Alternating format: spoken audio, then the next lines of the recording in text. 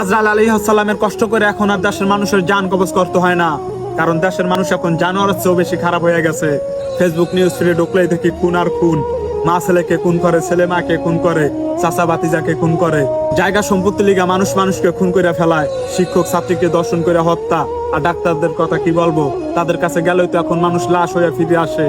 মুসলমানি করাইতে গেল মৃত্যু, ডেলিভারি করাইতে গেল মৃত্যু, অপারেশন করাইলেও মৃত্যু।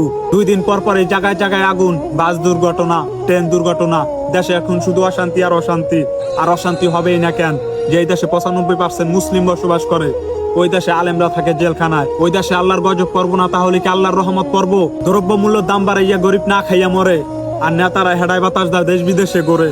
তোমরা জনগণ এত ছেড়তে পারো, এত ফারতে পারো, ইহুদি খ্রিস্টানদের দালালি করে যারা ইসলামের বিরোধিতা করে অগোবাটা একটা একটা করে ধর, আর আমার এই সোনার বাংলা থেকে ওই জানোয়ার গুলার গেড়ি ধরে বাইর কর।